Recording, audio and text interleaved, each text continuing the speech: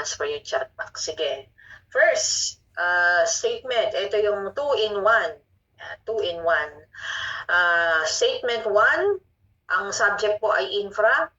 No bidding and award of contract shall be made unless the declared engineering investigations, surveys, and designs, including the acquisition of the right-of-way for the project, have been sufficiently carried out and duly approved in accordance with the standards and specs prescribed by the HOPE concerned or duly authorized representative.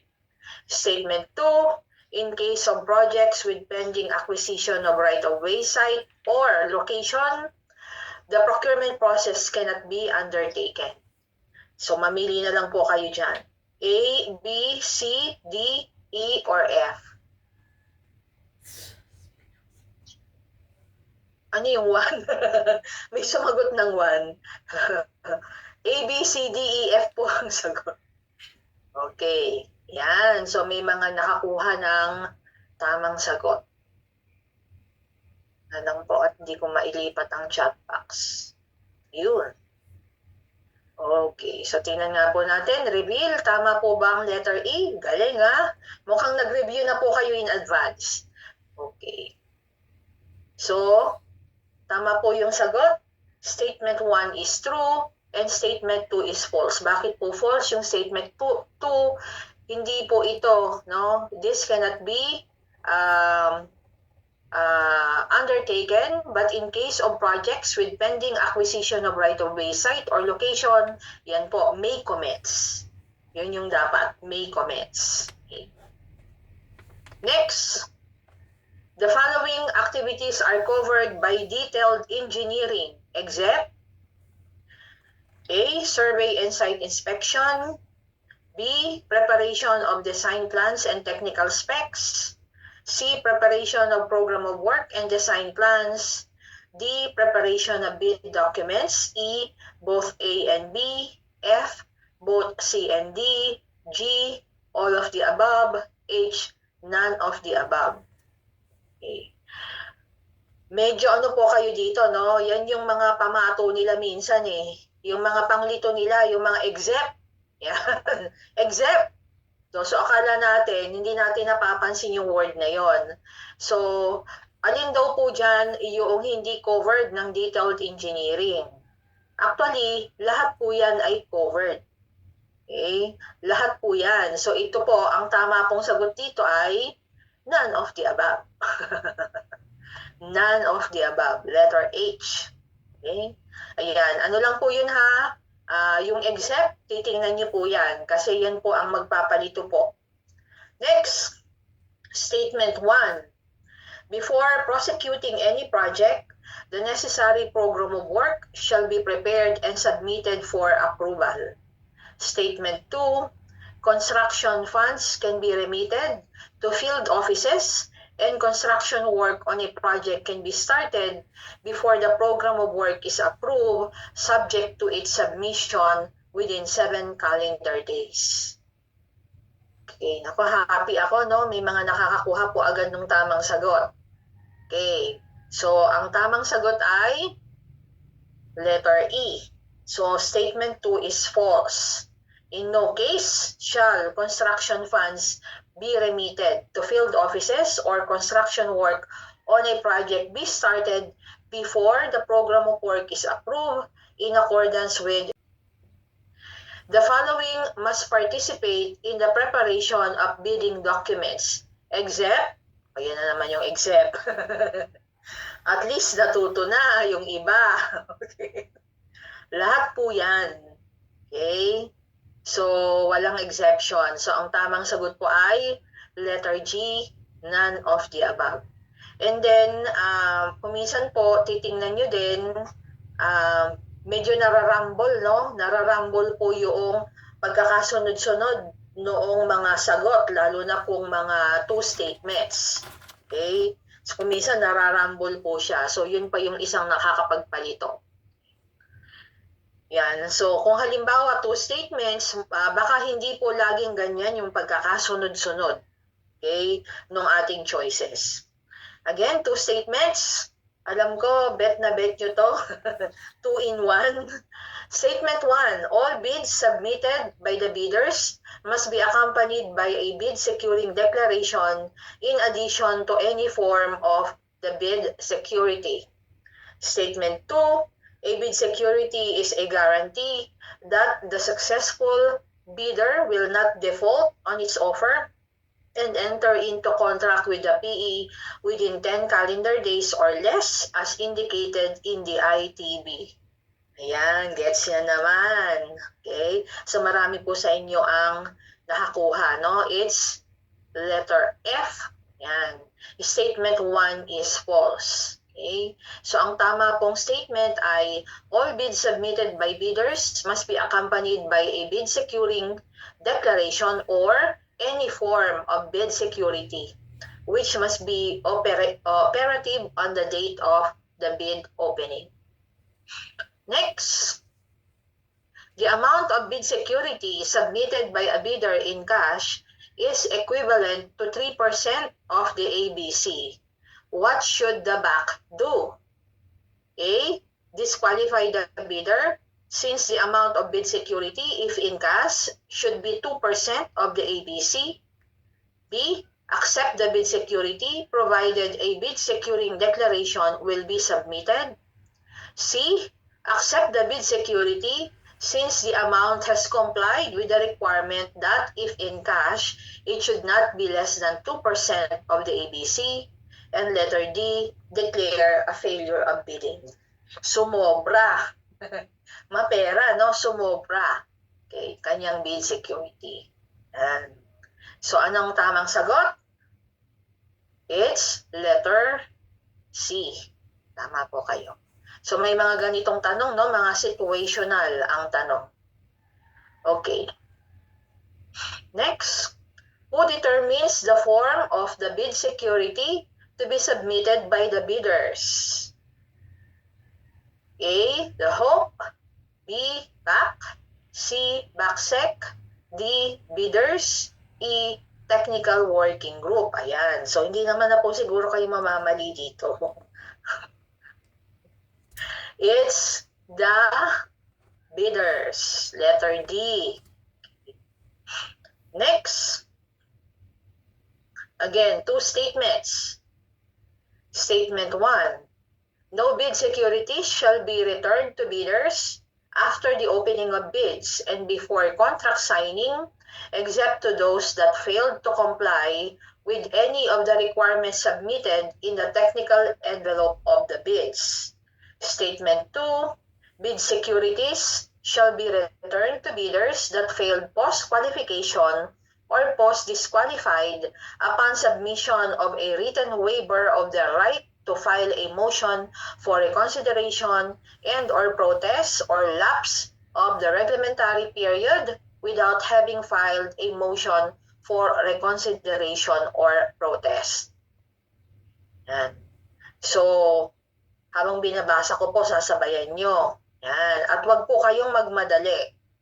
Yan. Kung minsan po, masyado po tayong nagmamadali. Again, meron pong, base po doon sa feedback sa amin, pagka binabalikan nila yung ibang sagot, they need again to answer yung mga nasagutan na nila. Ganon, parang ma-erase na, magsasagot uli sila.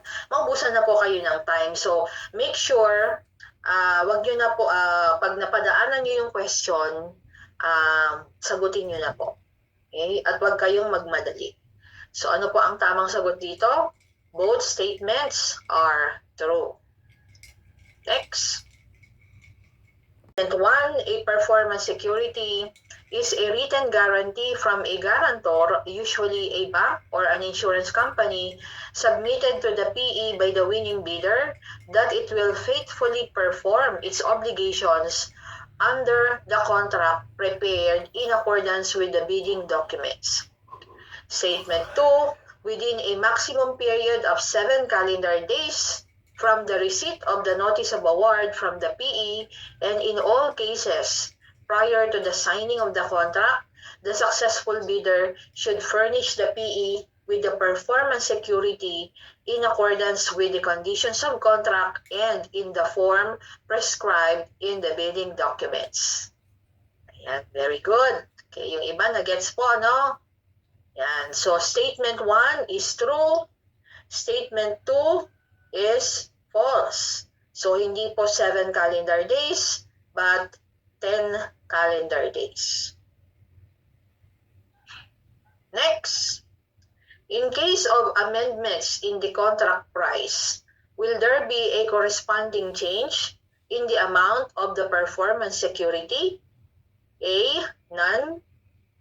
B, yes, the winning bidder shall post an additional performance security to cover any cumulative increase of more than 10% over the original value of the contract as a result of amendments to order or change orders, extra work orders, and supplemental agreements, as the case may be.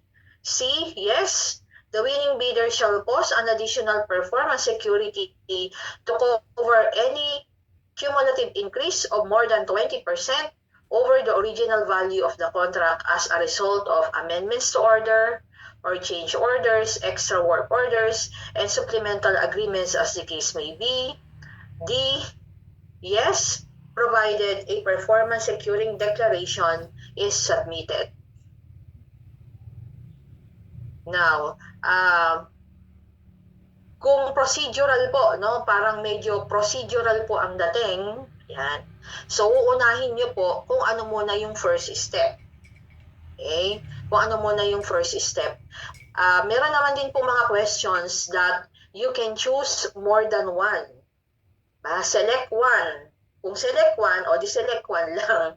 Pero kung sinabi po na pwede kayong mag-select ng more than one answers, okay, pwede po na yung dagdagan. Kasi kung halimbawa po ay sa 4 na choices, 3 yung tama. So, ang makukuha nyo lang po doon ay parang mga 3, ganun lang, 3.33 points. Ganun lang po yung makukuha nyo, no? Kung hindi nyo po na-select lahat ng correct answers. Okay? So, ang sagot natin dito ay B. Okay? B.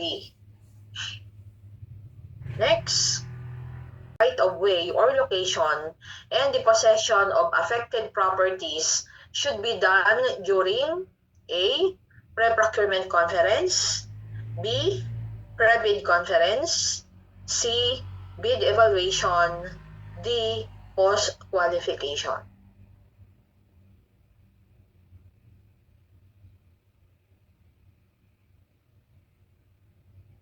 Okay, so tama po kayo, no? Nakakatuwa. So the correct answer ay A, during the pre-procurement conference. Next, contracts with an ABC costing 15 million pesos and below, the following steps must be followed in the posting of invitation to bid, except A, the BAC Secretariat prepares the draft IB for review approval of the BAC. B, the BAC approves the contents of the IB during the pre-procurement conference.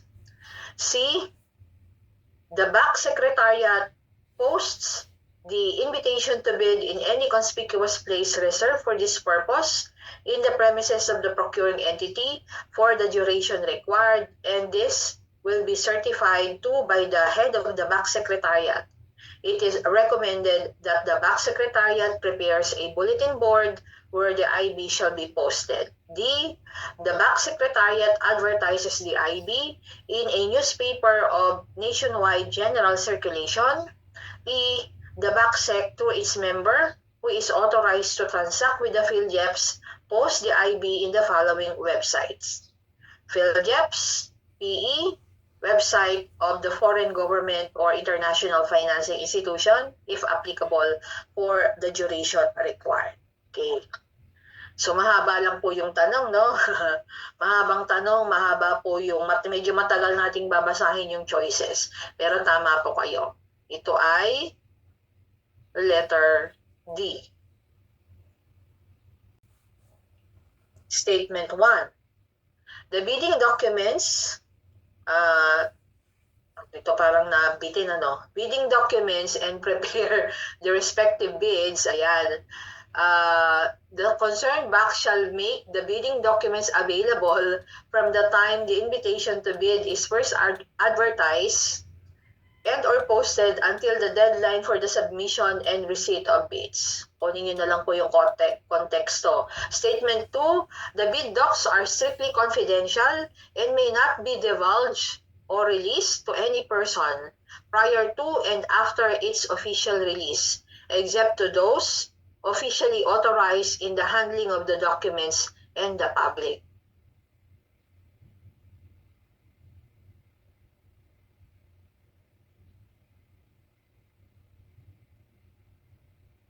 Okay, ano ang tamang sagot? Gets yun naman, no? It's letter E. Yan. So, ito po dapat, no? The bidding documents are strictly confidential and may not be divulged or released to any person prior to its official release, except to those officially authorized in the handling of the documents. However, after its official release, it shall be made available to the public unless the procurement at hand affects national security. Next, the maximum cost of bidding documents for projects with ABC of more than 5 million up to 10 million is 500, 5,000, 10,000, 25,000, 50,000. Nakakatuwa po kayo. Mukhang nag-review na kayo. Mukhang prepared na. Okay. Ano po ang tamang sagot dito? Tamang sagot po ay letter C. Okay. Next, there is a need for clarification or interpretation on the bidding documents after the pre-bid conference has been held. What will you do? A. Issue a response if these are in writing and submitted to the BAC at least 10 calendar days before the deadline for the submission and receipt of bids. B. Issue a supplemental or bid bulletin. C. Issue a response to those who have properly secured the bidding documents. D. All of the above.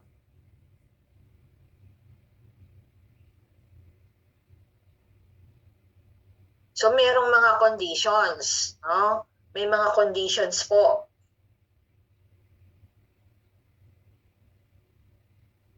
Pero, sasagutin lang po natin yung clarification or interpretation po na yan, di ba? Yun muna, ano po na yung condition na dapat ma-meet nila? Yan po yun. Diba? The rest will follow. Pero dapat, ito po muna dapat ay in writing. Okay? Pero magre-respond lang po tayo if these are in writing and submitted to the BAC at least 10 calendar days before the deadline for the submission and receipt of bids. GOCCs participate in the bidding for infra projects. A. Yes, if they are legally and financially autonomous. B. Yes, if they operate under commercial law. C. Yes, if they are not attached agencies of the procuring entity. D. All of the above. E. No, they cannot participate.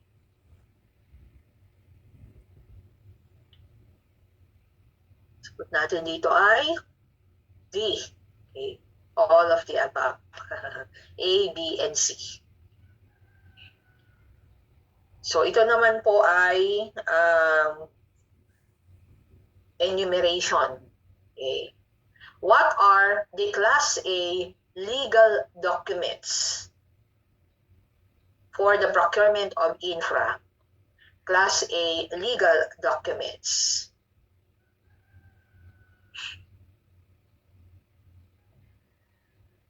Enumeration po yan. Hindi siya multiple choice. So ano-ano yung mga Class A legal documents? Okay. Yan po yung DTI Business Name Registration, in case of single proprietorship, SEC registration, in case of partnership or corporation, or CDI registration in case of cooperatives. Valid and current mayor's business permit issued by the city or municipality. In case of recently expired, it shall be accepted together with the official receipt as proof that the bidder has applied for renewal within the period prescribed by the concerned LGU tax clearance per EO 398 series of 2005 as finally reviewed and approved by the PIR. But ito naman po, di ba? Ito na yung sinasubmit nila. Sinasubmit na po nila ito para makakuha po sila noong PhilJEPS Platinum Certificate. But itong mga ito po ay subject po doon sa ating post-qualification. But with RA, ang maganda naman po, ngayon kasi parang submission lang sila sa 9184. But sa 12009, nandun na po sa PhilJEPS, no? Binigyan na part na po noong function nila yung i-validate. Okay? Yung mga submitted documents. What are the Class A technical documents for the procurement of infra?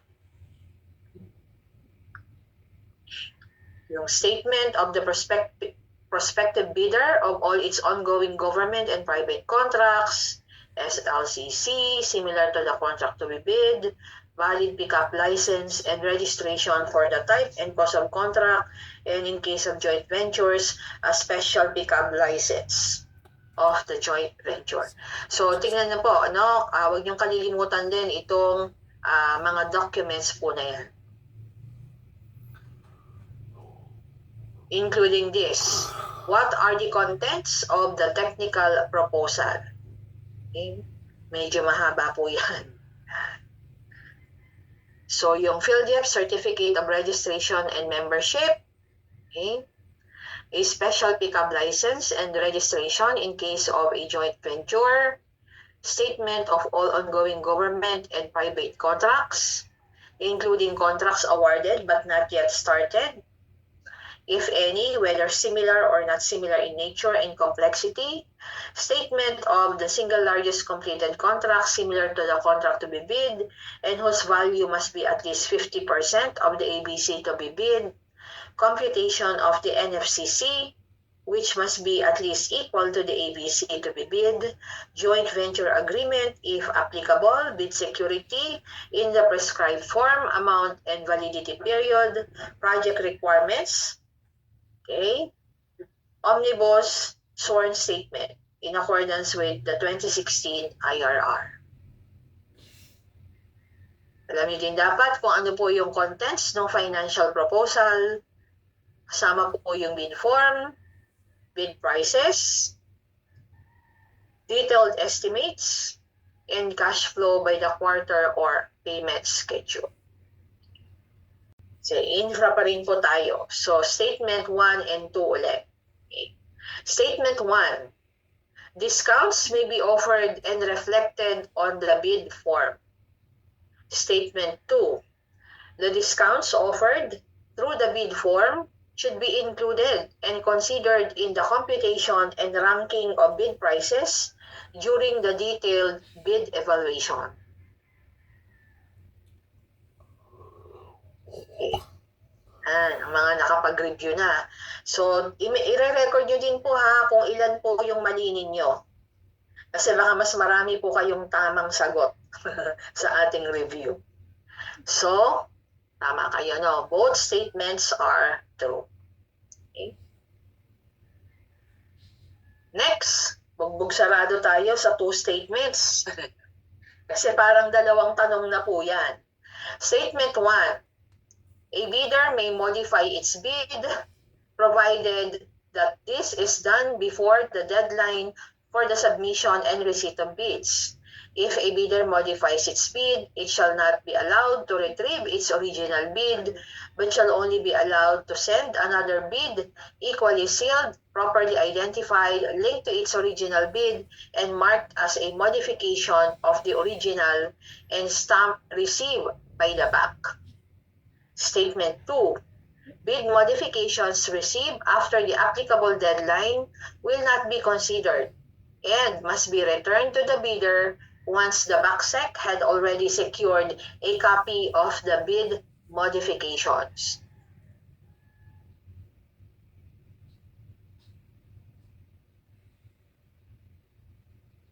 Ay, meron na palang mas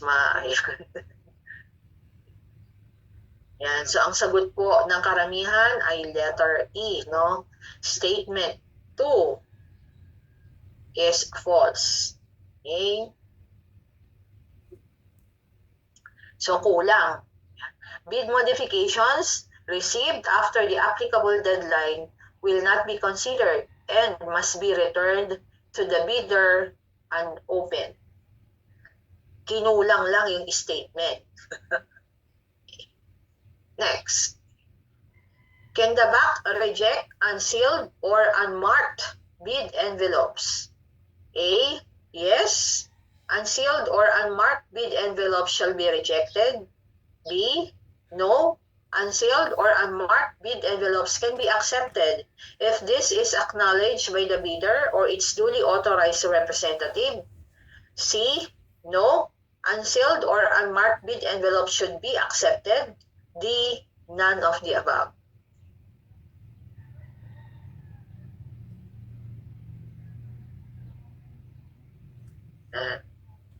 Kasi parang nakakalito din yung tanong, no?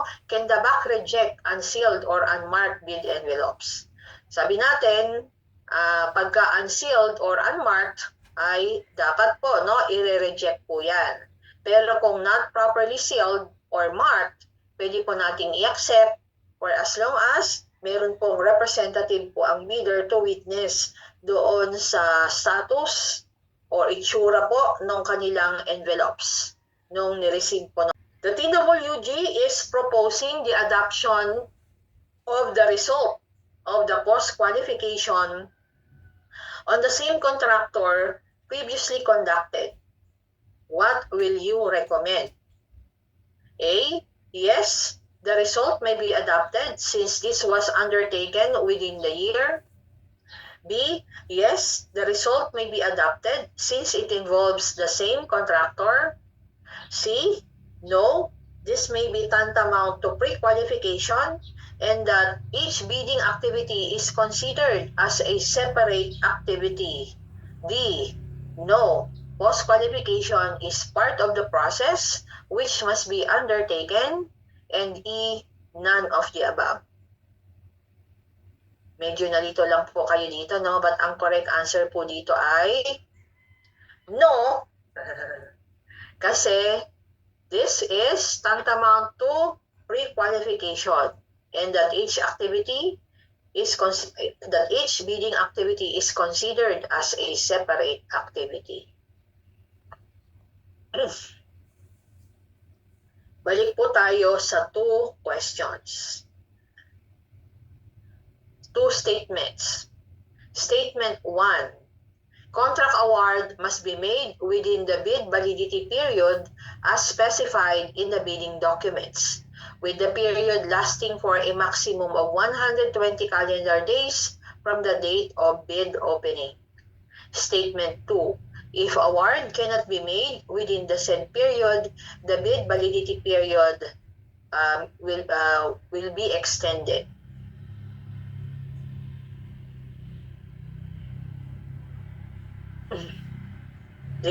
Both statements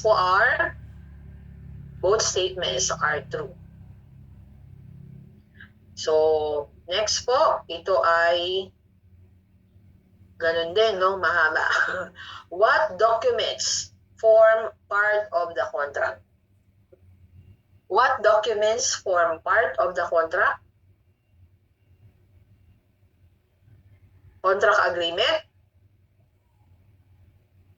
bidding documents, including addenda and or supplemental bid bulletins, if any, winning bidder's bid, including eligibility requirements, technical and financial proposals, and all other documents, performance security and contractors all risk insurance, Notice of award of contract with the winning bidders conforme. Other contract documents that may be required by existing laws and or the PE concerned as specified in the bid docs, such as construction schedule, S-curve, etc.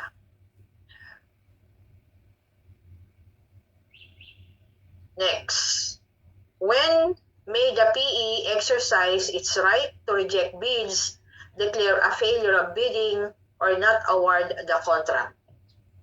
Ito si section 31. Okay. So ano po yan? Yan. Kung meron po, merong agad, no? Merong prima facie evidence of collusion between appropriate public officers or employees, or between the BAC and any of the bidders, or between or among the bidders themselves, or between a bidder and a third party, including any act which restricts, suppresses, or nullifies, or tends to restrict, suppress, or nullify competition. If the BAC is found to have failed in following the prescribed bidding procedures, for any justifiable and reasonable ground where the award of contract will not contribute to the benefit of the government, as follows: if the physical and economic conditions have significantly changed, if the project is no longer necessary as determined by the HOPE, and if the source of funds for the project has been cancelled, withheld, or reduced through no fault of the procuring entity. So yan po si Section 41. And then meron ding, ito kasi sabi ay, when may the PE exercise its right to reject bids. Ito naman po, when can the BAC declare a failure of bidding? Okay? Kailan po yan? Si Section 35. Meron pa rin yan sa 12009. Iba na nga lang po yung number. Okay. So, kailan no bids are received? All prospective bidders are declared ineligible. All bids fail to comply with all the bid requirements or fail post-qualification. And the bidder with the LCRB, SCRB refuses without justifiable cause to accept the award of contract and no award is made in accordance with Section 40. Next, two statements again. CE may dispense with the advertisement in the newspaper and posting requirement, except for two failed biddings and negotiated procurement. Statement 2. For two failed biddings and small value procurement for projects with ABC above 50,000, the BAC through its SEC shall post the procurement opportunity in the PhilYAP's website of the procuring entity concerned if available, and at any conspicuous place reserved for this purpose in the premises of the procuring entity for a period of at least 3 calendar days.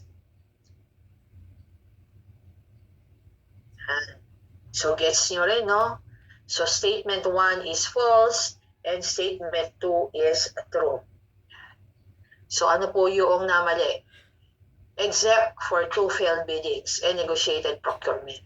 So, dapat po, ito dapat ang nakalagay. Two failed biddings and small value procurement for projects with ABC above 50,000.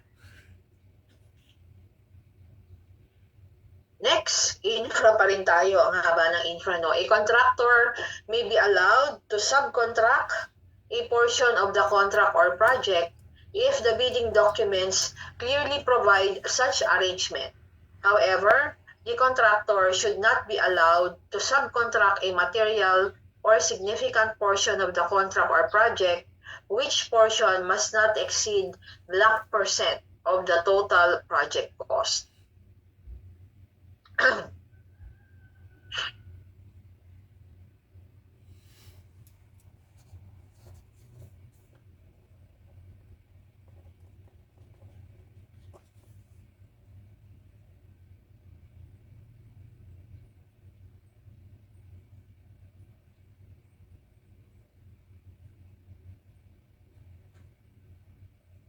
So, ang tamang sagot ay C. Next, two statements again. Statement 1. All procuring entities implementing government infra projects must evaluate the performance of their contractors using the NEDA-approved CPES guidelines for the type of project being implemented. These guidelines cover all infra projects awarded by the government regardless of contract amount and funding source. Statement 2. CPES evaluation must be done immediately upon completion of the project.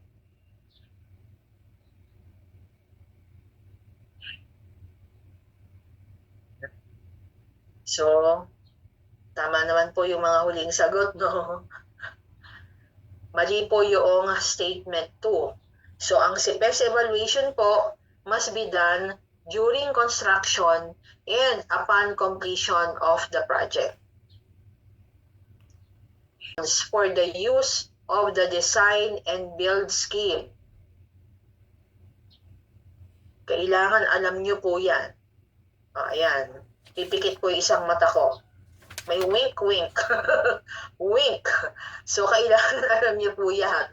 What are the conditions for the use of the design and build scheme? And for flagship, priority, and fast-track projects that need to be completed on a tight completion schedule, okay, as included in the Medium-Term Investment Program for national projects and in the Regional Development Investment Plan for regional and provincial projects, for infra projects requiring advanced engineering or construction technologies, or whose intellectual property rights belong to private companies, for infra projects where design, equipment, plant and construction can be provided exclusively by a company, or where manufacturer's know-how is important in the construction of such facility, or for small projects where there are previously approved drawings or standardized designs and an innovation in design and construction methods under the design and build scheme will result in lower cost and higher quality projects. Okay? So, si design and build, hindi rin naman po nawala yan. So, nandun pa rin yan sa 12009 as one of our procurement strategies. Okay? Ano naman po yung disadvantages? Give some disadvantages of the design and build scheme. So, ito po yung mga disadvantages. Sabi po dyan, take into account that in utilizing the design and build scheme for a particular project, contractors are given too much discretion in determining the project cost, and there is difficulty in predicting its final cost until the actual commencement of construction. Okay.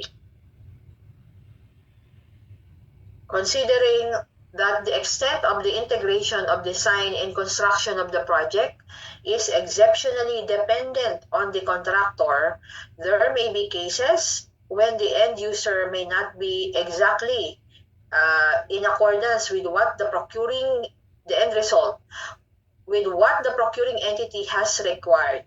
These cases can be, so nakalagay naman dyan yung disadvantage, meron naman pong pangontra, no? How to contradict or how to avoid itong mga disadvantages na to. So kung may disadvantage, meron din pong advantages. So ito po ay parang one day po ito, no, na diniscuss po sa inyo ni Director Alonso. Kasama yung project by admin. Okay, so ano po yung ilan sa mga advantages? Since both design and construction are in the hands of the contractor, there is a single point of responsibility for quality, cost, and schedule adherence, including the risk related to design. This precludes backpassing and finger pointing between the designer and the builder. Because design and construction periods can overlap, the total design and construction time as well as the final project cost will be significantly reduced. The PE is assured of quality, considering that the larger possibility implicit in the design build scheme serves as motivation for high quality of the facility to be provided. Once the requirements of the PE are defined in performance terms, the designer builder is responsible for producing the results accordingly. The designer builder warrants to the procuring entity that the design documents are complete and free from error. And the procuring entity does not need to spend much time and money in seeing to it that the work is done by the contractor exactly as indicated by the design documents prepared by the designer, and in coordinating and arbitrating between separate design and construction contracts. So, mahirap pong i-memorize, di ba? Na word for word. So, yun naman po mag-check, basta nandun po yung thought, no? Nakuha po yung context. Tama po yung gusto niyong sabihin kahit hindi eksakto ang wording, meron na pong puntos yan. Okay? Conditions and requirements for the use of by administration. By administration. Okay. So ano po yung mga conditions and requirements? Dapat included in the approved annual procurement plan of the procuring entity concerned, as well as the procurement of the different project components. So basic naman po yan, di ba? Na requirement. Dapat lahat ng ating procurement projects ay included sa ating approved APP. To undertake projects by admin, the implementing agencies must have a track record of having completed or supervised a project by admin or by contract similar to and with a cost of at least 50% of the project at hand, and own the tools and construction equipment to be used, or have access to such tools and equipment owned by other government agencies. Implementing agencies undertaking infra projects by admin shall comply with the conditions in these guidelines. No contractor shall be used by the PE or its implementing agency undertaking infra projects by admin directly or indirectly for works undertaken by administration. Procurement of tools and construction equipment shall be subject to the rules on public bidding. For projects funded by the national government and implemented by a local government unit, the latter shall be required to post the necessary warranty security in accordance with Section 62. The manual labor component of projects undertaken by admin may be undertaken in-house by the implementing agency concerned by job order or through the Pacquiao contracting system. In-house labor is undertaken if the workers are employees or personnel occupying regular plantilla position in the implementing agency. JO shall be governed by relevant COA and CSC rules. Okay? Di pa tayo tapos sa infra. Ito naman po, identification. Okay? Identification. So, pwede po siyang pumasok sa parang essay type or pwede rin siya sa multiple choice. Okay? Number 1, this contains the general methods, arrangement, order, and timing for all activities required for a particular infra project. This also shows the actual progress achieved by each activity. Ano po yan?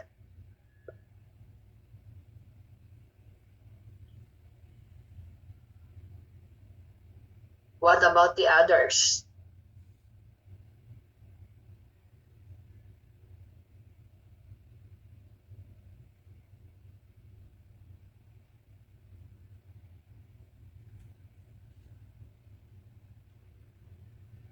Ito po ay program of work.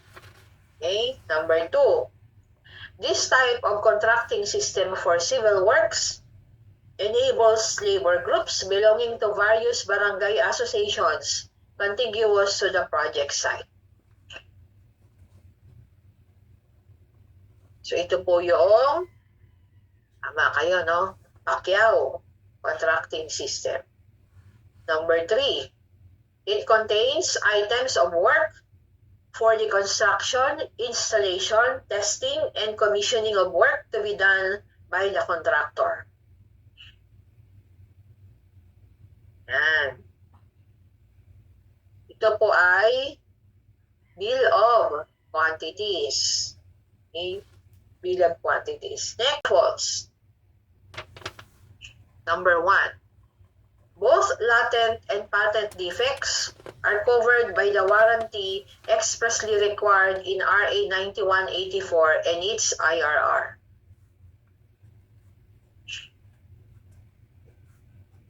Po ay true. Next, in cases where the cost of the awarded contract is affected by any applicable new laws, ordinances, regulations, or other acts of the GOP promulgated after the date of bid opening, a contract price adjustment shall be made or appropriate relief shall be applied on a no loss, no gain basis. So this is also true. Next, the defects liability period for infra projects shall be 2 years from the project completion up to final acceptance.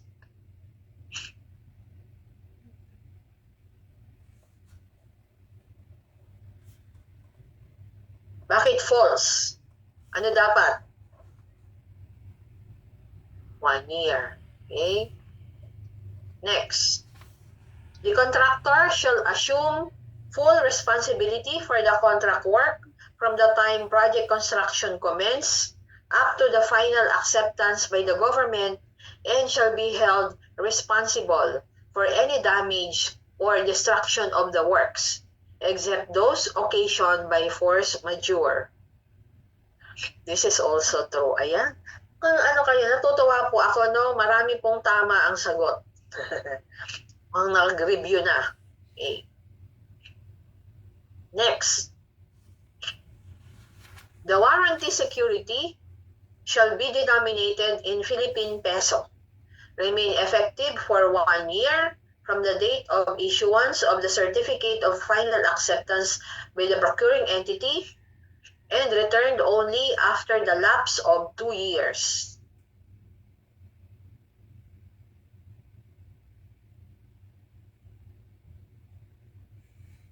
This is, tama kayo, false. Okay? Ano dapat?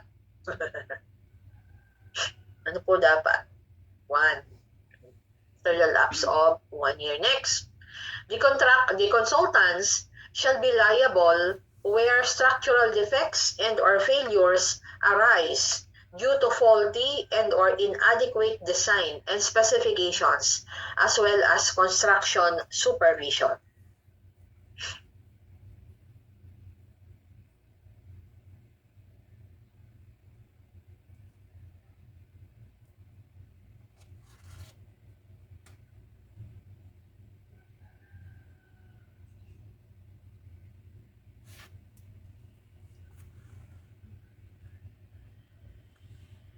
Ito po ay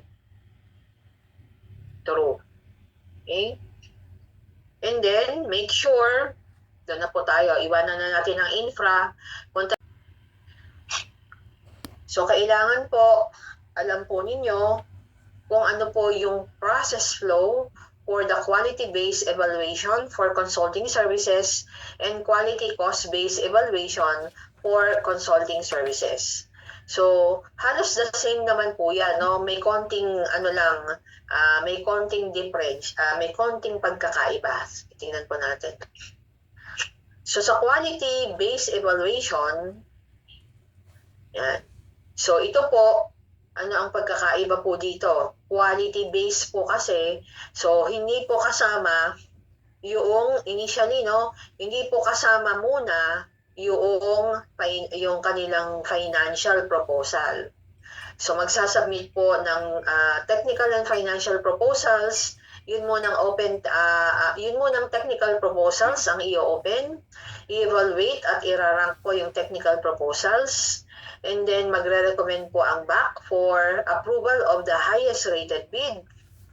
And then once ito po ay may action na, no, yung ating hope sa recommendation ng BAC, ino-notify na po yung highest rated bid for opening of the financial proposal and negotiation. Okay. Doon naman po sa quality cost-based evaluation, i-open po, no, yung technical proposal. Okay. And that consultants meeting the minimum technical score, i-open na po yung kanilang financial proposal, and then i-rank at i-determine yung highest rated bid. Once ma-approve na po ito ng ating BAC, ng ating hope, I should say, ino-notify na po yung highest rated bid and isa-subject na po, mag-undertake na po ng negotiation. What are the important elements of the terms of reference? Ano po yung mga importanteng elements? So, marami po yan, no? Background of the project, scope of work, time frames, support, client support, constraints, deliverables, key performance indicators, and reporting requirements. Ganyan. 1, 2, 3, 4, 5, 6, 7, 8. So, dapat alam niyo po, no, more or less, ano yung laman ng ating TOR. Why is there a need to shortlist?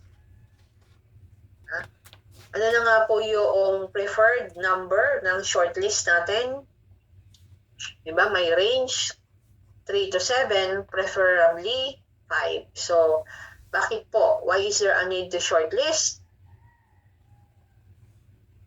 If all eligible bidders are invited to submit proposals, the chance of a consultant being awarded the contract diminishes greatly. Considering the substantial cost incurred in preparing a proposal, this discourages a consultant from participating in the bid. The probability of being awarded the contract becomes less commensurate to the time and money spent in formulating the proposal. So yung shortlist po ng 5 greatly increases the chance of a consultant and thus encourages it to put in more time and effort in preparing a good proposal. Considered for shortlisting. Sino daw po yung i-consider for shortlisting? Declared eligible, siyempre, ng BAC, kaya eligibility, di ba? Eligibility checking and shortlisting, and have satisfactorily completed contracts as stated in their eligibility documents that are similar in nature and complexity to the project as described in the REI. Punta naman tayo sa negotiations under the quality-based evaluation procedure. What are covered during negotiations for quality-based evaluation procedure? A. Discussion and clarification of the TOR and scope of services. B. Discussion and finalization of the methodology and work program proposed by the consultant. C. Consideration of the personnel to be assigned to the job. D. Discussion on services, facilities, and data to be provided by the PE concerned. E. Discussion on the financial proposal submitted by the consultant. F. provisions of the contract. G, all of the above.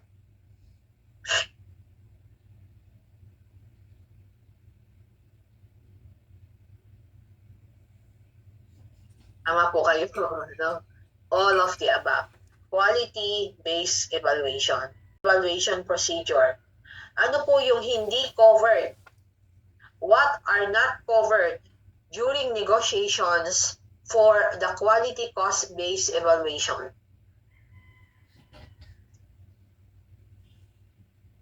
Not covered. UCBE. Okay, so hindi po covered ay dahil part na nung kanilang rating, no, yung financial proposal, so hindi na po ito subject, okay, for negotiation under the QCBE procedure.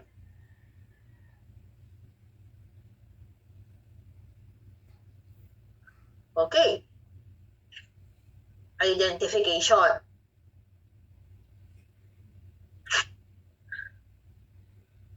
Number 1.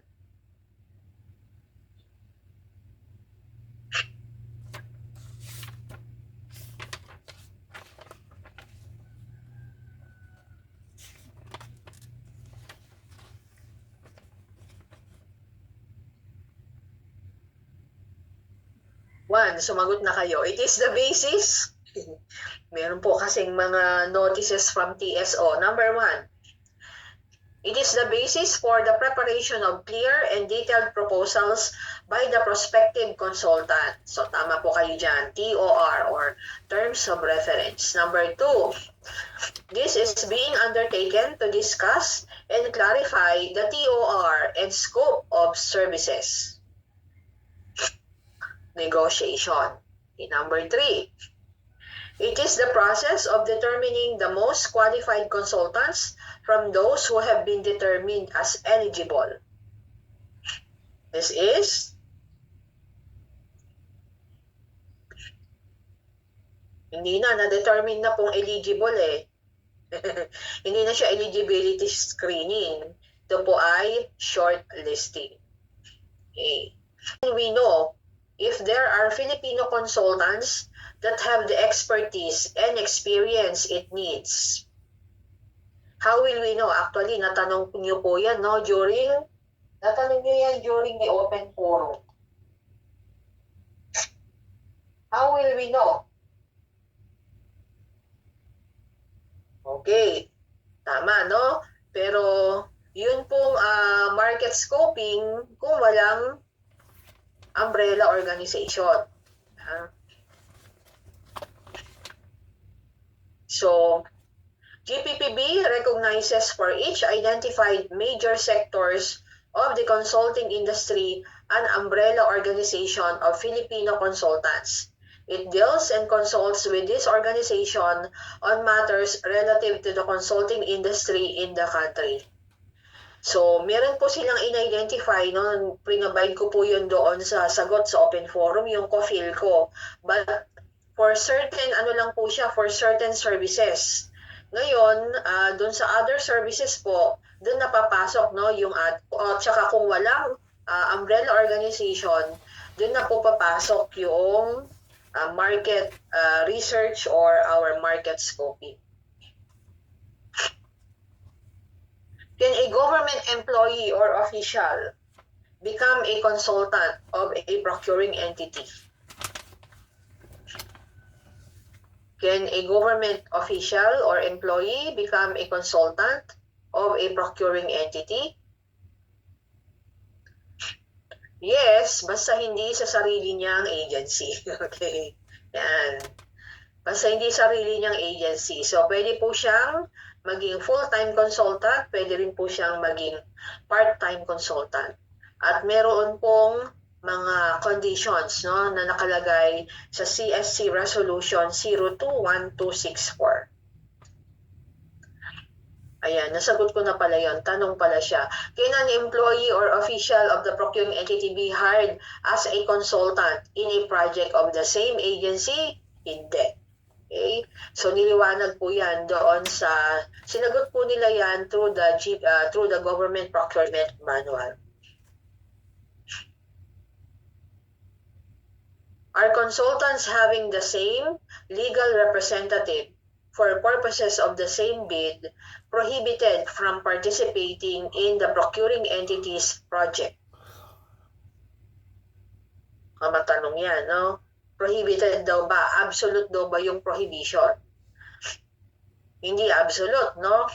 So, provided ina-apply po yung tinatawag na Chinese wall in their dealings with their clients. Okay? Chinese wall, parang Great Wall of China, Chinese wall. So, is PhilJEP's posting compulsory for consulting services with an ABC of less than 50,000? Na-discuss po natin yan.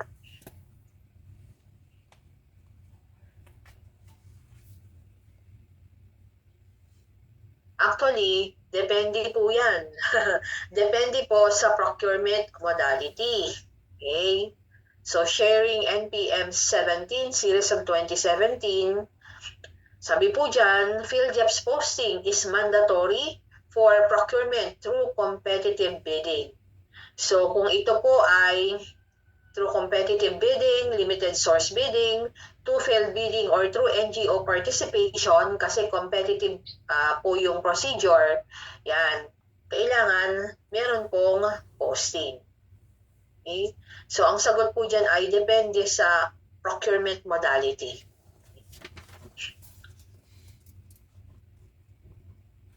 Statement of ongoing and completed contracts should projects where a NOA has been issued but for which no contract has been signed yet be included dito sa statement of ongoing and completed contracts.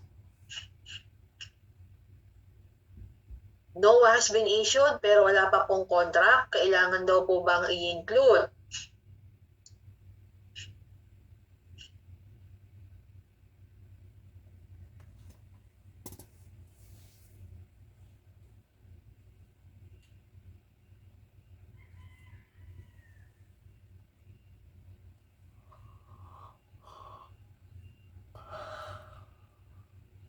So, meron po silang NPM. Okay? NPM 111-2013, projects where a NOA has been issued but for which no contract has been signed yet should be included in the statement required because these are already considered awarded contracts. The receipt by the winning bidder of the NOA is the initial step that leads to the execution of the contract, and a duly communicated and received NOA brings about the perfection of the contract through the meeting of minds of the offeror and the offeree. What is the consequence if the bidder failed to declare an ongoing project? What is the consequence?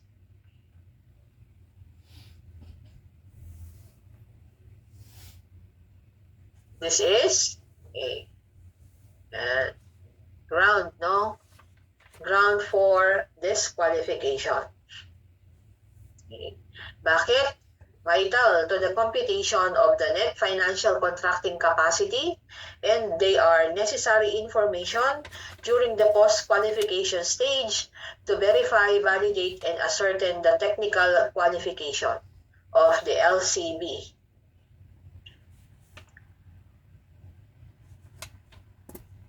Next, identification. All statements made and documents submitted by the bidder with the highest rated bid shall be ascertained, validated, and verified during this stage.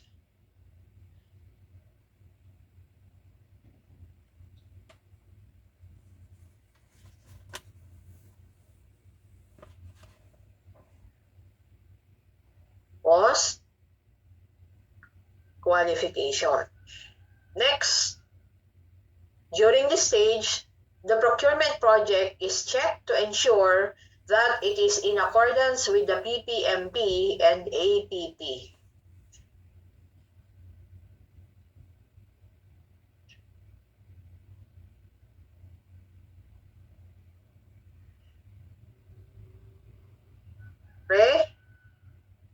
Procurement Conference. Next. The purpose of this activity is to determine the highest rated bid.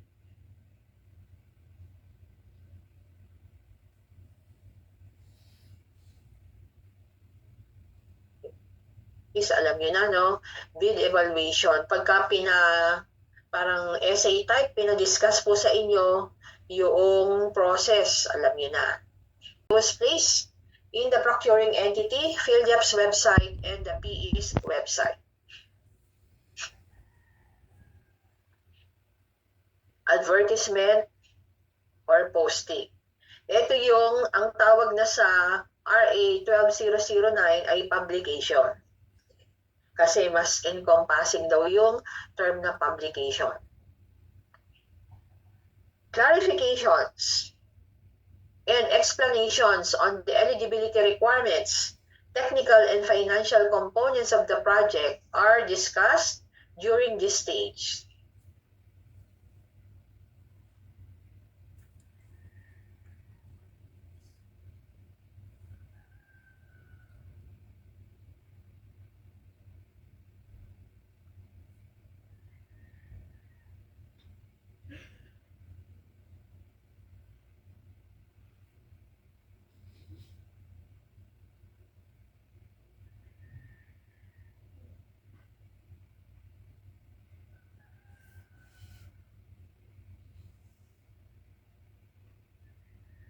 Hey, tama kayo. Pre-bid conference. Process of determining the most qualified consultants from those that submitted the eligibility documents. Process of determining the most qualified consultants from those that submitted the eligibility documents. Tama po, no? Short listing.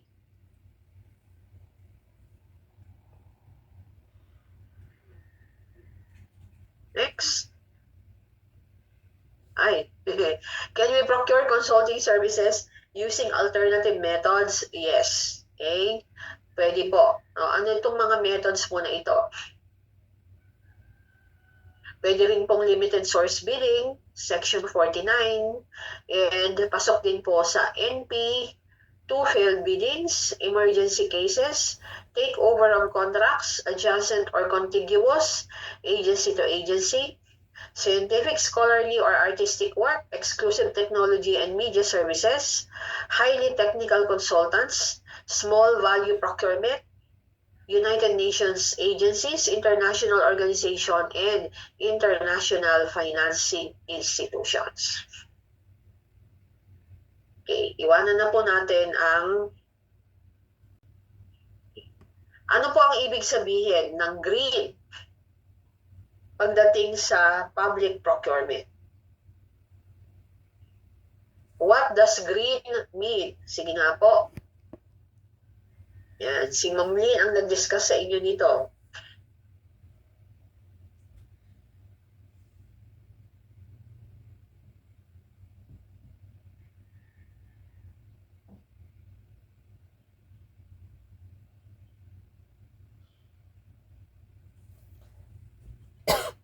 Avoiding use of toxic substances. Ano ba po?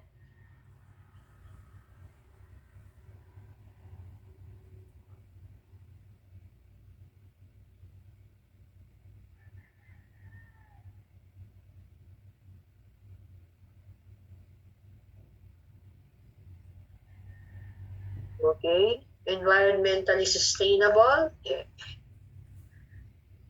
So, tandaan niyo po ito ha. Avoiding the use of toxic substances, prioritizing alternative greener materials, reducing energy and water consumption during use, recycling at the end of life. 4. Okay. Tandaan niyo po yan. Maiksi lang naman yung lecture po sa green public procurement. So, ano ibig sabihin ng green? And then, ano po yung expected benefits? What are the expected benefits of green public procurement. At ito naman po ay isang strategy na po yan, no, doon sa ating RA 12009.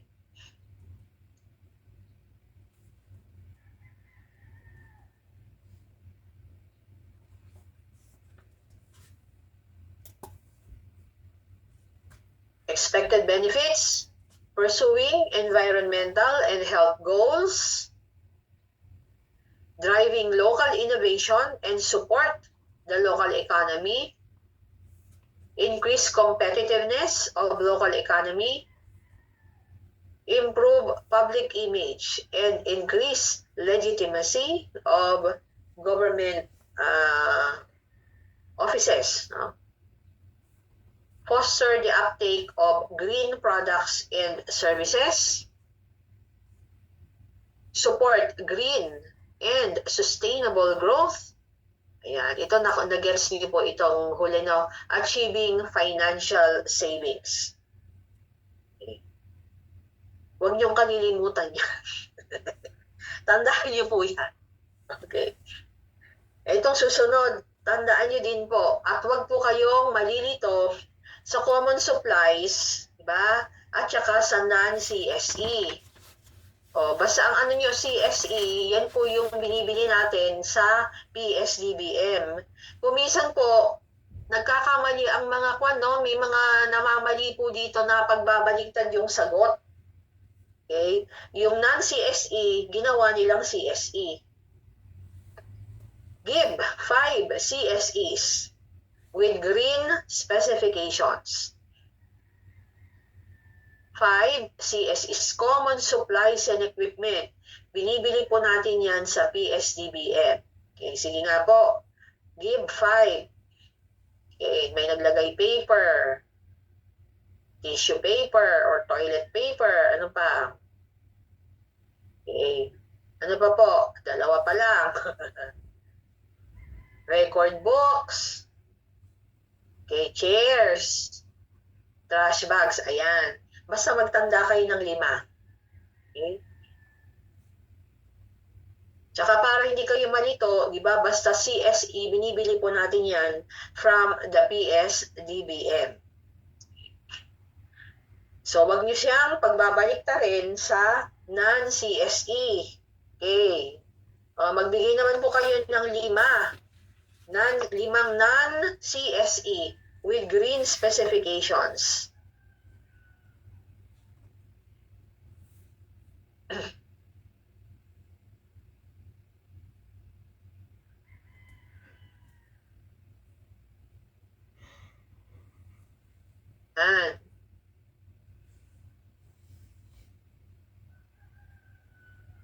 Mukhang may nasaktan dito Kinulang ng T sa number 6.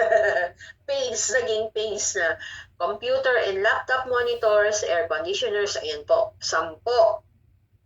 Okay? So, wag niyo siyang babalik-tarin ha. Hindi po siya po, ito po ay non-CSE. Hindi po siya common supplies. Next. Give 5 criteria. Ang iksi ng lecture dito, pero kadaing tinatanong, no? Give 5 criteria used for currently prioritized CSEs and non-CSEs. Ano daw po yung criteria na ginamit ng ating GPPB through the TSO in selecting yung pinakita ko sa inyong 5 CSE at 5 non-CSE na meron na pong green specifications.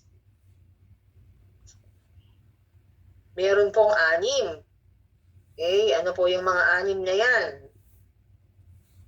Market readiness, environmental impact, cost implications, practicability, support to government's environmental objectives, and support to the local economy.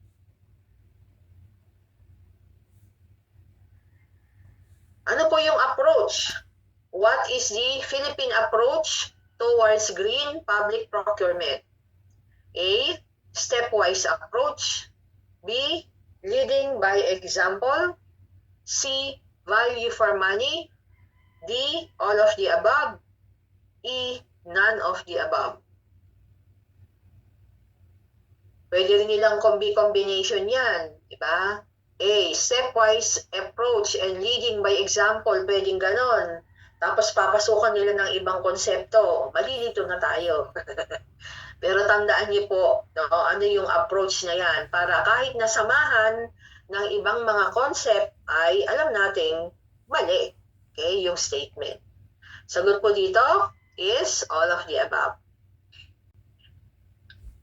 What GPPB policy commitment approves the GPP roadmap and the 10 CSEs and 10 non-CSEs? Ito yung mga nakakainis na tanong at nakakalito din. Ano daw po? Yung anong resolution? Okay. Yan. So, dito, ang tatandaan nyo lang yung year. Diba? Yung year na lang para hindi malito. Pero na lang, kung pare-parehas po yung year, magkakaiba lang yung resolution number. So, ito po ay Resolution 25, Series of 2017. Next, punta na po tayo sa budgeting kay Director De Vera. Identification.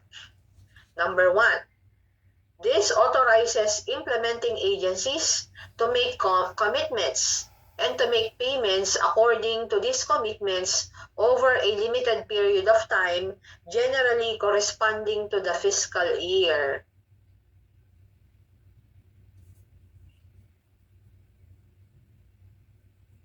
Ito ay, tawag natin ay cash budgeting.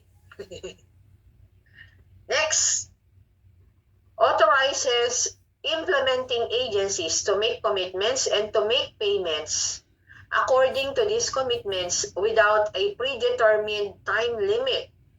Such obligations have their own life cycle and are not limited to 1 year. Not limited to 1 year. Yung isa, limited, no? Period of time, usually yan, 1 year. Ito naman ay not limited to 1 year, follows, ano yun, have their own life cycle. Ayun, obligation, tama. Obligation-based. Okay? Next, identification pa rin. This is an authorization pursuant to laws or other legislative enactment, hence, required congressional action directing the spending of public funds for a specific purpose up to a specified amount under specified conditions. So, minention yan, no? Required congressional action. Ayun. This is appropriation. Okay. Next.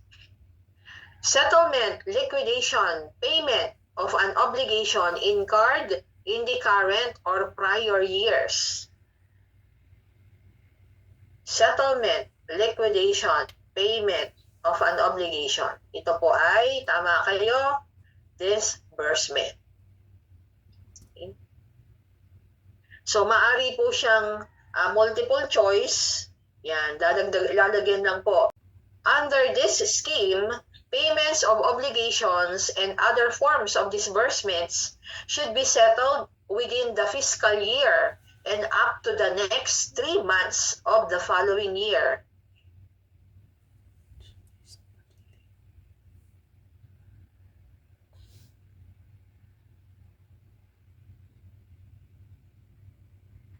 Ang dito ay yung ating annual cash-based appropriation. Next, this refers to the ceiling on the obligations that could be incurred by the government in a given year.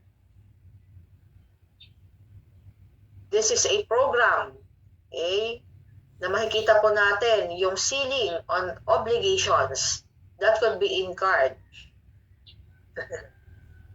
Nakalito, ano? Ay, expenditure program. Next, this refers to the use of the level and composition of the general government and public sector spending and revenue and the related accumulation of government assets and liabilities to achieve such goals, such as the stabilization of the general economy, the reallocation of resources, and the redistribution of income. Yan. Tama kayo. This is fiscal policy. Budgeting pa rin, a good budgeting system, and explain characteristics of a good budgeting system.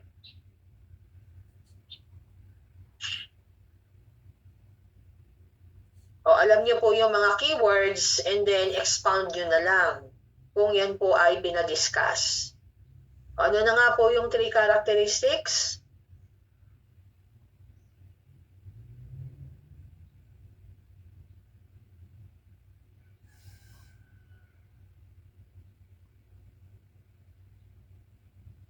Parang hindi nyo ata na-gets ito.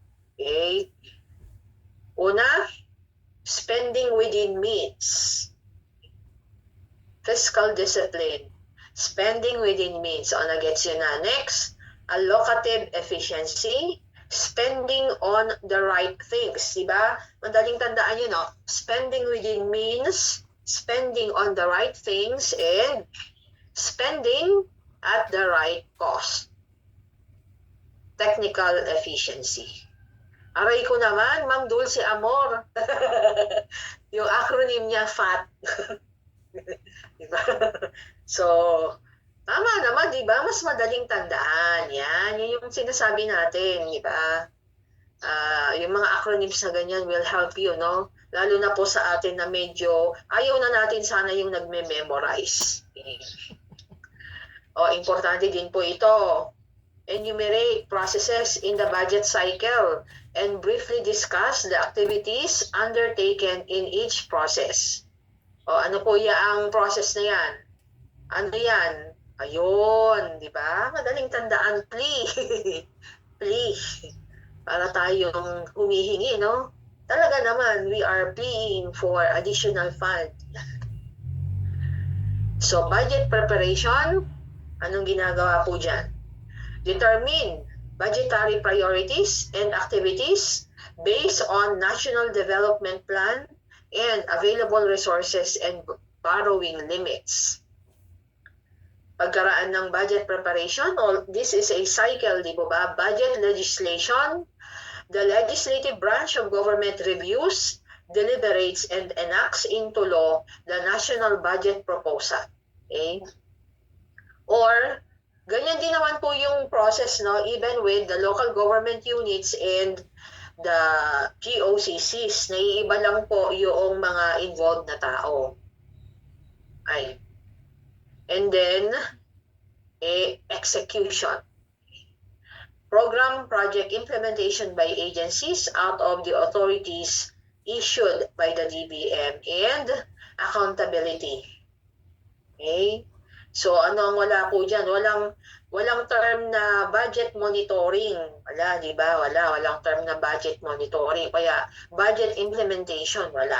So, sa budget accountability, submission of budget execution documents and budget and financial accountability reports by the agencies and conduct of the agency performance review. Give 3 benefits. Auditing na tayo. Balik tayo kay Ma'am Lynn. Procurement audit. Give 3 benefits of a strong internal control system. Benefits of a strong internal control system.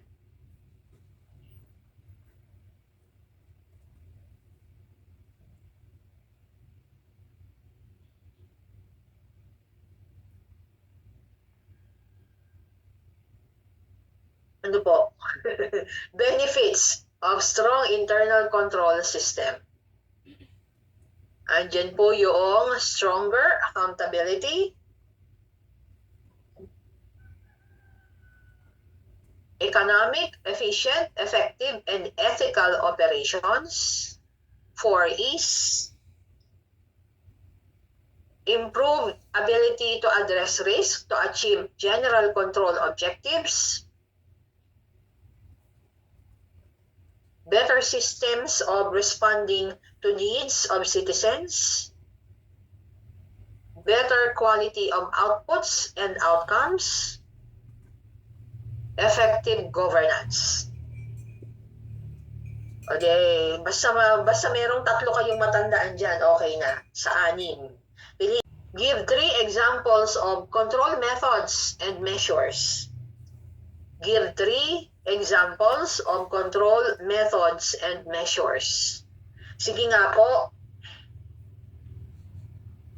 magbigay nga po kayo ng example.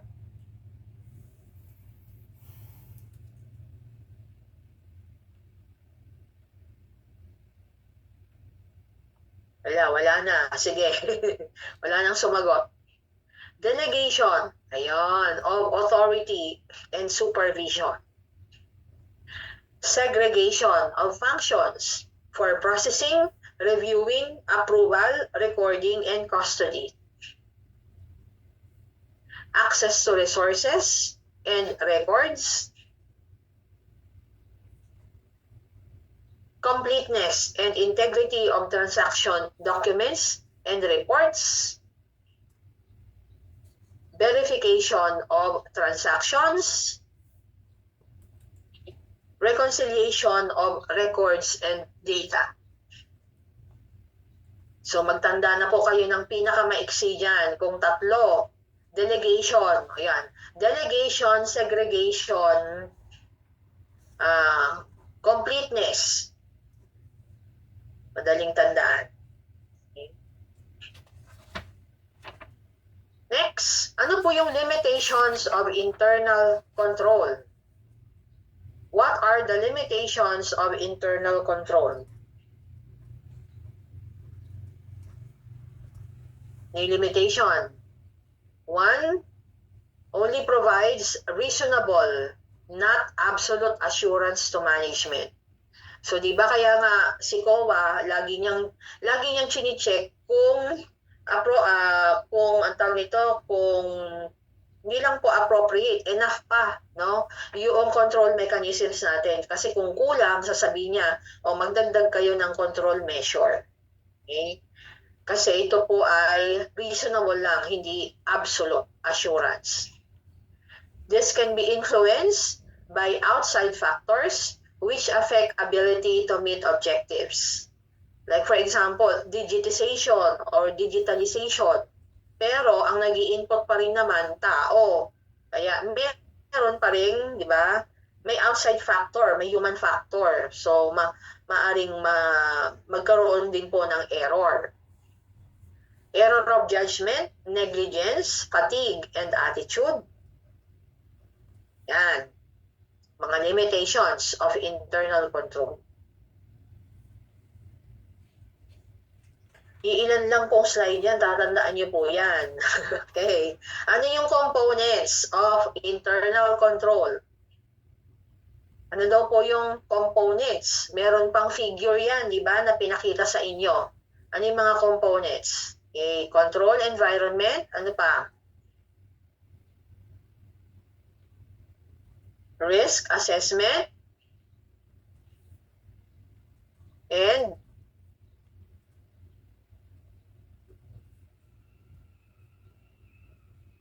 control of the activities. Meron pa po. Information and communication, and of course, nandyan po ang monitoring. Okay, last slide. Identification. This focuses on determining whether the financial information is presented in accordance with applicable financial reporting and regulatory framework. So, financial audit. Next, focuses on determining whether the agency follows applicable laws and governmental regulations and policies. Madaling sagutan yan. Compliance audit. And ano naman po itong value for money audit na tinatawag? Value for money audit, performance. Okay. So, yan lang po. At yan po nagtatapos. And then, good luck po, and God bless you po doon sa inyong